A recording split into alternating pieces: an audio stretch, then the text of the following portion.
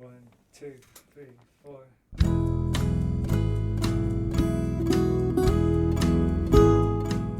Hello, you're listening to the Skylight Books podcast series. We are a general interest independent bookstore located in the Los Feliz neighborhood of Los Angeles, California. This year, because of the coronavirus pandemic, we've had to close our store and cancel in-person events. But Skylight is your neighborhood bookstore, and we are finding ways to create community even while we're far apart. In the coming weeks, we'll be putting out lots of new audio content to help you discover new books, connect with authors, and check in with your favorite booksellers. To learn more about how you can help keep Skylight alive, please visit our website at skylightbooks.com or check out our social media accounts on Twitter and Instagram. You can subscribe to the podcast on Podbean, iTunes, and Spotify.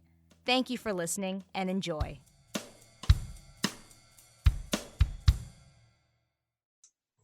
Hello, and welcome to our latest episode of Skylight Books podcast series, coming to you from my house in West Hollywood, and I'm bringing you authors from their houses all over the dang place, so you can hang out with them in your headphones, even if you can't come to our store. Today, we're really excited to welcome a debut author to Skylight. Today, we are hosting Kyoung Frazier, author of Pizza Girl.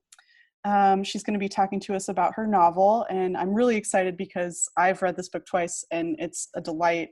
It's a dark delight, I will qualify that. But I have a lot of thoughts about it, so I'm really looking forward to talking to Jean today. I will also point out that we've selected Pizza Girl as our June SFAC pick. That's our signed first editions club. So if you are subscribed to that, you're going to be getting a beautiful signed first edition copy in your mailbox pretty soon. All right, so without further ado, Kyoung Frazier is a writer who lives in Los Angeles. Pizza Girl is her debut novel. Welcome to the podcast, Jean. Hey, thanks for having me. It really means a lot to be here, or to be in my apartment talking to you. We're here in cyberspace together. Yes. That's like a real space we can imagine. Oh yes, everyone should know we are on Zoom, so we can see each other. So it's almost like we're hanging out. Yeah. Almost. Yeah. So Jean, you want to start us off with a short reading? Sure thing. Yeah, I'll read the first page. All right. Her name was Jenny Hauser, and every Wednesday I put pickles on her pizza. The first time she called in, it had been mid-June, the summer of 2011. I'd been at Eddie's a little over a month. My uniform polo was green and orange and scratchy at the pits. People would loudly thank me and then tip me $1. At the end of shifts, my hair reeked of garlic. Every hour I thought about quitting, but I was 18, didn't know how to do much of anything, 11 weeks pregnant. At least it got me out of the house. The morning she called, Mom hugged me 4 times, Billy 5, all before I pulled on my socks and poured milk over my cereal. They hurled I love yous against my back as I fast walked out the front door. Some days I wanted to turn around and hug them back. On others, I wanted to punch them straight in the face, run away to Thailand, Hawaii, Myrtle Beach, somewhere with sun and ocean. So that's our introduction to Pizza Girl, our mostly unnamed narrator. Mm-hmm. Yeah. She starts us off with a real bang. Thank you. Yeah. So let's talk about, where did this story come from first? I'm curious because I think I've seen that you were a pizza delivery girl at one point. Is that right? I was, yeah. For a summer in college, I was working a couple internships, and of course, one of them was unpaid, so I needed to pick up another job to sort of pick up the slack, and pizza delivery was a great one because I could smoke weed beforehand and just drive around at night, make a little extra money. Yeah. That's a perfect part-time job. Oh, ideal for 20-year-old Jean. Yeah, and I think for like a budding writer too, it's a really fascinating job because you get all these little glimpses of other people's lives, right? Yeah, it's very cinematic too in some ways, sort of the opening of doors, like getting a glimpse, like it's a literal snapshot into someone's life, like you're peering in. And you can judge people by what they put on their pizzas. Exactly. The only thing I truly judge, I don't get the like no cheese crowd, like just sauce. And that we rarely got that, but like once or twice they asked me for no cheese, and I was like, what's the point? Yeah, I mean, as an Italian, I have to say that focaccia is supposed to be with no cheese, and that's the original what pizza was, according The to my OG. people. but I'll yeah, let you convince me, but if you're maybe. ordering pizza, it should have cheese. If you're ordering focaccia, it's okay to not have cheese. Right. Right. So the other thing I want to point out is like pizza delivery as a job is pretty dangerous. Like I saw recently an article that it's up there on the list of most dangerous jobs.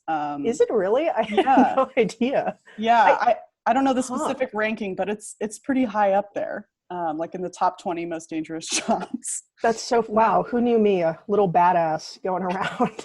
But I could see that in the weird thing about night shifts is there's definitely people that kind of eke you out. I hated when I would get called to motels. Those were the ones where I felt truly uneasy. And definitely sometimes when you're in like walking in a dark apartment complex, your heartbeat speeds up a little bit. But I'm very lucky. I never had anything dangerous happen to me. Yeah, I mean, I think it's worth bringing up just because, you know, the job itself has so much like imagination in it that you are going into these totally unknown situations multiple times in a shift. Like that's your whole shift is just throwing yourself into the void with a pizza box. God, wow, you're darker than I am. The way you're looking at this, I love it. No, it's funny. I think about it, and I've met so many people. You know, even like if I've only delivered them to them once, if you like counted up the total people I've met in my life, I've probably met like just in one summer so many more than the average person does. That's interesting. I've actually never thought about that. Yeah, and I think like for someone like our pizza girl, that's really exciting. Totally. Because she doesn't really know who she is yet. And she's trying to kind of project herself onto all these different people she meets and see like, is this person like me? Is this person like me? Could I grow up to be this person? Totally. Well, that's the funny thing. It's like we become adults legally when we turn 18, right? But to call, I am at least speaking about myself, I feel like to call me an adult at 18 would have been a very generous reading. And, you know, for a lot of people, and especially the narrator, Pizza Girl, she is only an adult by her years. She still doesn't really know the kind of person, kind of who she is and like the person she wants to become. Maybe this is like doing your book a slight disservice, but I was thinking a lot about the movie Juno when I was reading it. And I think the book does very different things from that movie, but they are both about these very young pregnant characters who are very ambivalent about their position in life and who they are and what they should be doing to become something bigger. Well, they both explore, it's not a terrible movie to be brought up in the same sentence as my book by any means. But no, I think they both explore, though, it's like you're not only becoming a person, but you're about to be responsible for another one. And that is horrifying, you know? Yeah. Like there's so many people that like aren't ready for that. And, you know, it's also like, you're just like how when you turn 18, I don't think you become an adult. Like, the question is, when do you become a mother too? Like, I think it's not necessarily as simple as like when you give birth, you know, like there's a lot of things that sort of you have to do in a place you have to be at to really like consider yourself a mom, at least, you know? Yeah. And there's not like one magic thing that flips that switch. It's like a long process. Yeah. And for a lot of, and I mean, that's a big, a lot of what I was thinking about when I was writing the book too, is sort of like the lies that we've been fed through media about what it's like to be pregnant. Like it's like we feel like we have to feel certain things, you know, or it's like, if you don't love your baby the minute it comes out, you're a monster, you know? And that's just not true. And that there's a lot of complicated feelings that erases women who have like postpartum depression. Yeah, absolutely. You know, yeah, I think having a very complicated pregnancy at the middle of this book is not only like you know, a plot mechanism, it's also a really good metaphor for just like the deep interiority of this narrator. Like she is so in her head all the time. And her head is a fascinating place. I mean, she goes in a million different directions, but she doesn't ever, it doesn't come out. It hasn't come out yet, you know? Like it's all just totally building up in there. Yeah, I mean, I wanted to, like, you nailed it on the head. She has very little external dialogue, you know, yet there's obviously so much going on. And to me, that's like just that sort of like quiet daily tragedy, you know, if you're ever like looking at someone and you're just like, what is going on in there? You don't always want to know the answer, I think. So, yeah. But with this narrator, like, I do love getting to know what's going on in her head. Her voice is incredible. Like thank you. I'm obsessed with her and I really want the best for her. Like, yeah. Even though she does some horrifying stuff in this book. Totally. That's the hard line to walk. I remember I was like so nervous about that when I was like first sending my book out. I was just like, are people just going to like hate her? You know, and I've just been really overwhelmed and touched that people have been willing to like read and get to know someone that they wouldn't necessarily like. If I told you it's like, hey, do you want to meet this pregnant pizza delivery girl who's drinking during her pregnancy? You'd be like, not really, you know, but life is really complicated. And she is a child ultimately that has a lot of emotional damage and is not reacting in the best way. But, you know, I don't think that means she's necessarily a bad person. Yeah. So you know? how did you kind of find her voice in the process of writing this book?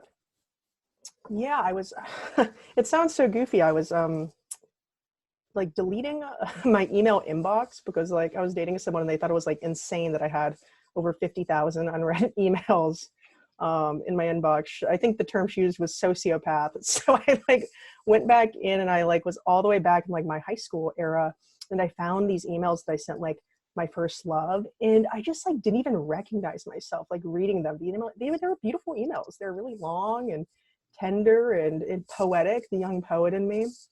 And it was like I was thinking about doing this pizza delivery novel and I was reading that and I was like reminded why I wanted to do a delivery novel about a young person to begin with, where it's like, I don't want to forget that I used to talk like this, or I don't want to forget the weird tenderness of that age, just sort of like how fragile you feel and everything. And so it felt key to kind of like capture the essence of that sort of those emails and use that voice before the experience was too far behind me. Like I was already forgetting about that at like 24, 25, you know? Yeah. I mean, I think that makes so much sense because this book like begins in this place of desire, and queer desire and specifically this like intensity of connection that Pizza Girl feels for Jenny Hauser, the orderer that of like makes no pizza. sense, you know? It's like that's the thing, it's like it's so weird what draws us to people, and I wanted to capture this kind of like way you can just like immediately become obsessed with someone you don't even know, and that's like a very teenage thing to do, I think. Yeah. I mean, ever since Romeo and Juliet, like God, the OG worst. Yeah, but like her feelings towards Jenny are so protective. Like so much of her obsession with Jenny is like, I want to take her away from all this. I want to defend her from, you know, her horrible husband that I imagine, or, you know, it's always like, I'm the strong one. My desire for her makes me strong. That's a great way to put it. That's lovely. Yeah. Even though she's as vulnerable as anyone could possibly be. Totally. And it's like, I think that's kind of the effect, like, or like I was going for, it's that sort of like, I was thinking about just all the things we can confuse love for. And sometimes it's like, especially for this narrator who's feeling so delicate and sort of overwhelmed by how everyone's taking care of her because she's a mess, it like comforts her to see another mess. And if anything, like kind of propels her, like you said, to feel like I can protect her. I, for once, can be the strong one, you know? Yeah. And I think it's also worth pointing out that Jenny Hauser is a mom. Yes. And she's older than Pizza Girl's mom. She is, yeah. A lot of young moms in here. But yeah. Oh, sorry. Were you going to say something? I didn't mean to cut you off. I just wanted to ask kind of like, how do you see these various mother figures in the book? Like, how is Pizza Girl relating to them, because she has Right. very different attitudes towards Jenny versus her own mother and towards Totally. herself. Yeah, I mean, there's so much blurry, complicated feelings, but it's like, you know, again, all the confusing things that are tied up with attraction beyond just physical beauty. She does have like, it's, oh my God, this is gonna sound so weird, mommy issues, I suppose. Ugh, I hated that term, but like, she clearly, like, she doesn't feel close to her own mother, and there is this sort of like feeling of like, I want an older female figure in my life. You know, I like want someone to not necessarily feel guided by, but heard by, you know, because that's the thing. Like, she feels like now that her dad is dead, it's just her and her mom, and they've never really been alone together, and she doesn't really know how to be close to her mother. And Jenny provides this alternative that is like a cool mom, quote unquote. You know what I mean? It's like she just like sees herself a little bit in this like frazzled, chaotic woman. Yeah, and Jenny is pretty chaotic. Like, she does not have it together at all. Like, she's not a role model. No, for I won't Pizza give her Girl. chaotic evil, but perhaps a chaotic neutral, you know, just sort of doing whatever she wants. But, yeah, I see that for sure. She is not Jennifer Garner's character in Juno at all. No, love my girl Jen Garner, but this is Jenny Hauser, and she is a lot. I wanted to talk a little bit about the sense of place here, and specifically like some of the detail work that you do. Sure. So this is set in LA. Yes. But it's kind of an unmoored LA. Like, yeah. we get Pizza Girl driving through the night through these kind of like nondescript neighborhoods. Right. How did you like? Why is this set in LA, or the part of LA that you imagine it in? And and how does that like kind of shape the story for you? Yeah, I mean, it's on a personal note, I just don't love scenery description in general. It feels, it to me, it gets clunky, or at least like, it's like, I'm not very good at scenery description. Something maybe I'll get better at, but I also kind of like scenery to just be sort of the quiet, like undertone of everything, you know, where you feel, like you said, you feel it here and there. You don't need to outright read descriptions about it, but you know, you can kind of sense it. And with LA too, it's such a driving city, so it's like perfect for a novel like this. And when you're driving in LA too, especially when there's no traffic, it feels like you're in a different world in a 5-minute drive. Like the way neighborhoods sort of change and melt into each other and everything. And also too, it's like, I felt like if I really put it in a specific neighborhood, you really have to get into like the politics of a certain area. It's like, I couldn't have said it in Boyle Heights without talking about the extreme gentrification that neighborhood has undergone. You know, it's like, that is an important conversation. But it wasn't one I wanted within my novel, you know, because the novel was like more voicey and really internal. And that was kind of a part of it too, where it's just like the same way where it's like, you don't have a narrator who sees her boyfriend every day suddenly be like, and there was my boyfriend, the handsome 6'2", built, like, you know, describing it like that, where it's like LA is normal for her. So she's not going to have long pondering thoughts about like what everything looks like necessarily. Yeah, though she does have a lot of thoughts and interactions with food. And I does. I feel like the food is very like grounding for us throughout the book. Like what she's eating, what she's, you know, hoarding, all the 7-Eleven stops. More 7-Eleven in fiction. Yes. I'm really sad right now because I haven't been to the bookstore in a long time, and I used to go to the 7-Eleven up the street. Lunch every single day and get the same exact thing. What do you get from 7-Eleven? Wait, say that again. What do you get? A Lunchable. I love Lunchables. I'm an adult grown woman who loves Lunchables. I'm telling you, that's a great question that you should just ask all your friends. Like, as an adult, what is that child thing that you still love to eat? I don't think Hot Pockets are childish, although I love a good Hot Pocket. I'm trying to think what kid stuff. I still make bologna sandwiches, like fried bologna sandwiches. I still fuck with that, and it's very good. If you ever want to try, I'll send you a recipe. Yeah, send me a recipe. Yeah, recipe. Yeah, that's my new gig after this, just teaching people how to make trash food. There's like a lot of eating of snack food. Yes. And that kind of goes along with the just unsettledness of the book. But there's one scene in particular where Pizza Girl gets served a meal by a child, that just absolutely breaks my heart in half.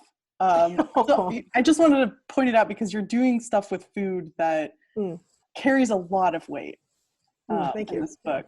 And I loved it. It's I'm not so a glad you question, liked it. just a compliment. Oh, thanks. I'll take it. Yeah.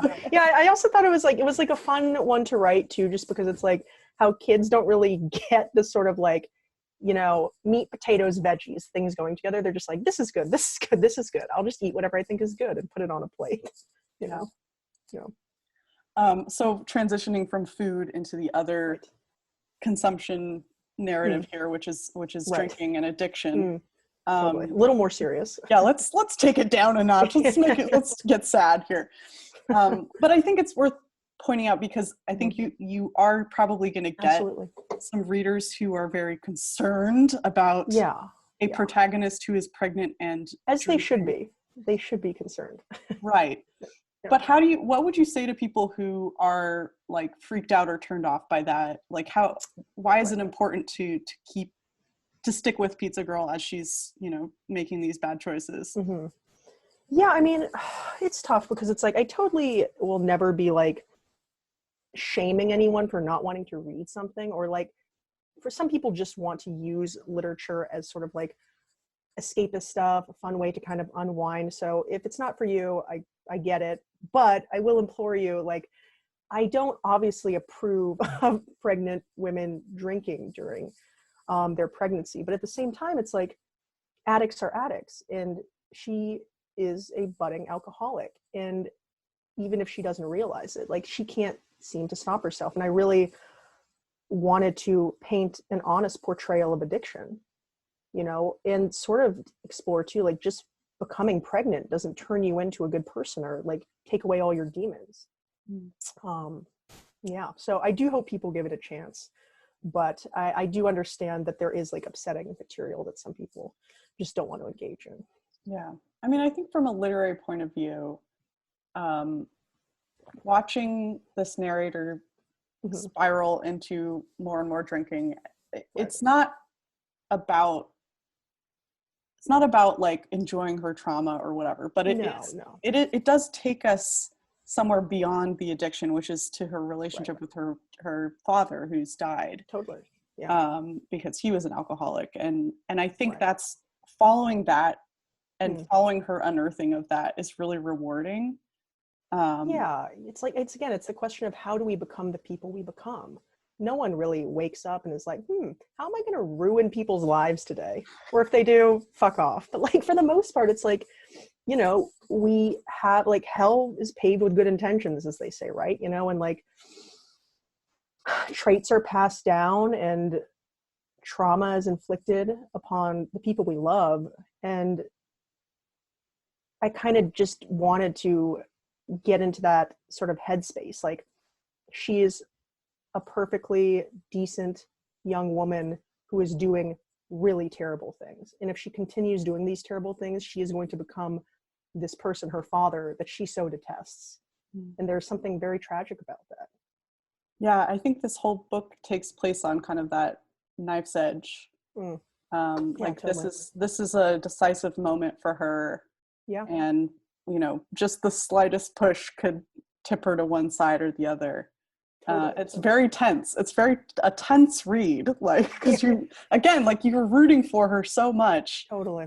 But you see the weight of her history and her family history and her family addiction pulling at her on the other side.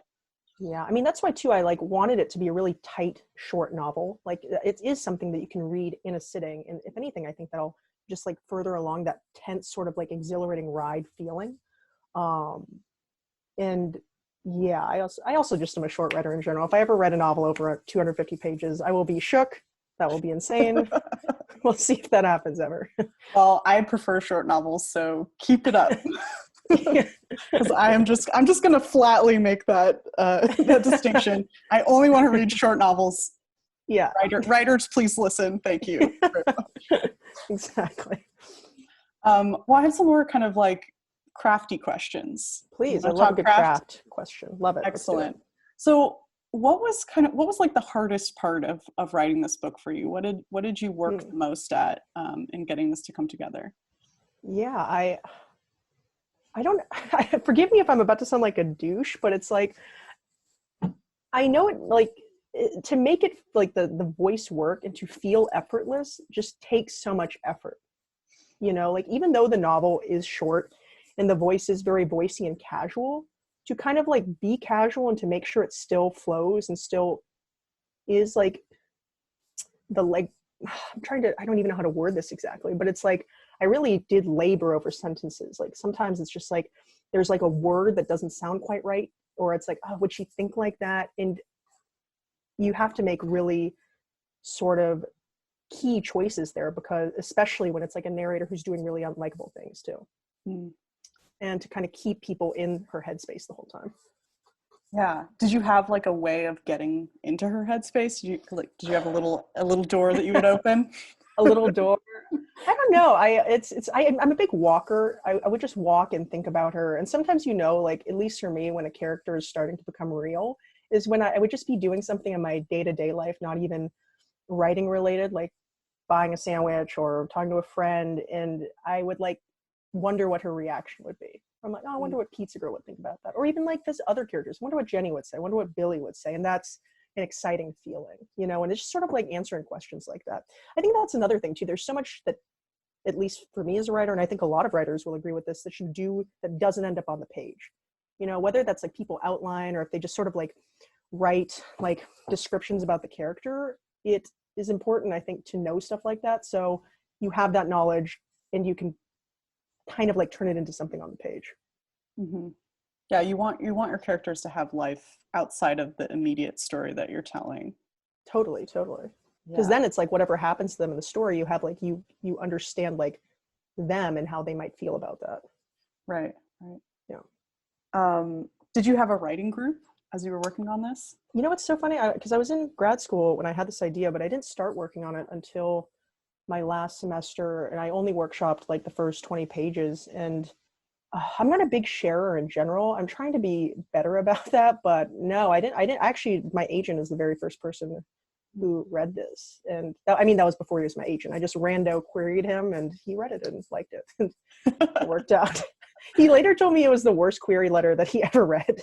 Oh gosh. Yeah, if you've ever looked up a query letter, people look them up, look up the format. It's so uncomfortable to me. There's something so weird too about like bragging about yourself. I don't know, or being like, yeah, my book is comparable to like Romeo and Juliet or to War and Peace or whatever like comps you have to make. That just made me so uneasy. So the email I sent to him was just essentially like, here's my book. Do you want to read it? If you don't want to read it, that's okay. Goodbye. I'm Jean. And it worked. I'm paraphrasing. It worked. It did work out.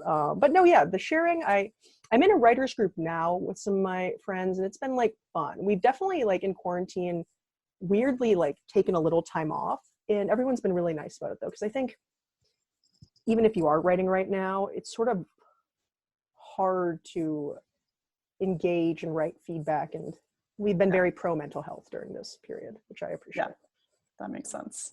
Yeah. Did you have other books or other authors in mind while you were putting this one together? I guess it was more, I mean, again, I don't mean to sound like a douche or be braggy at all, but like a big reason why I wanted to write it is that I don't have a lot of comps.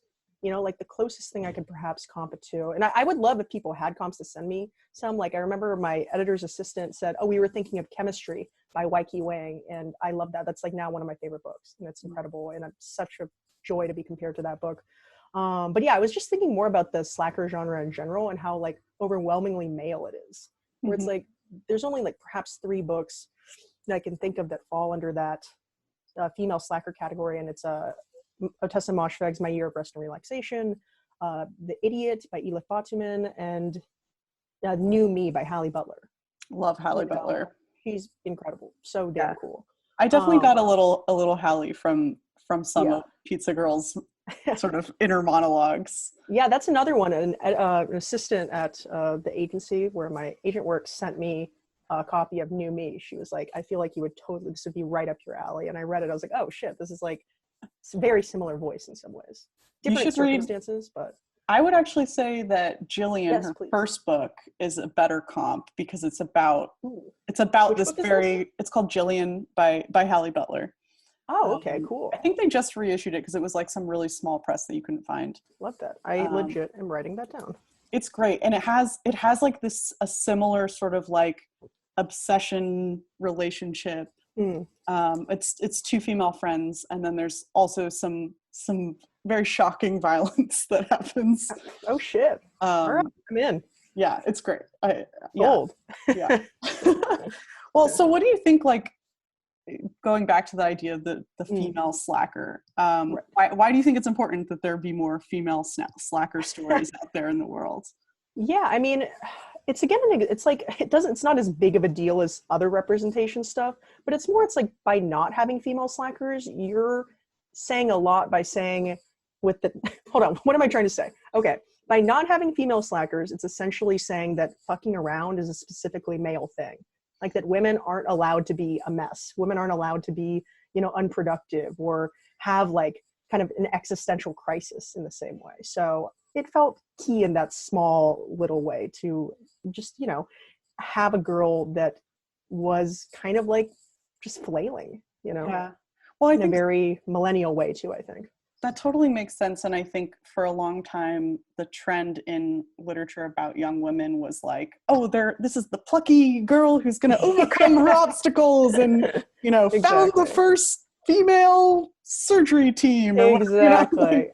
Where it's like Pizza Girl is just trying to live to the next month and, just figure her shit out.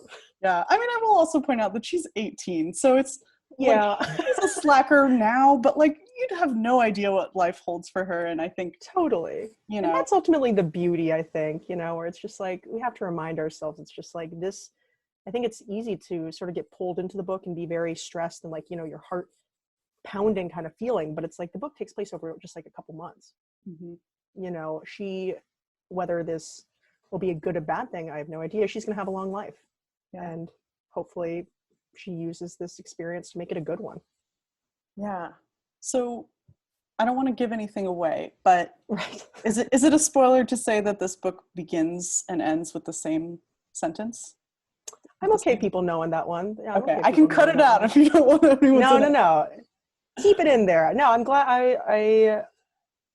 I was when I didn't know I was going to do that, but I'm like, as I was writing more of it, I was thinking of the end.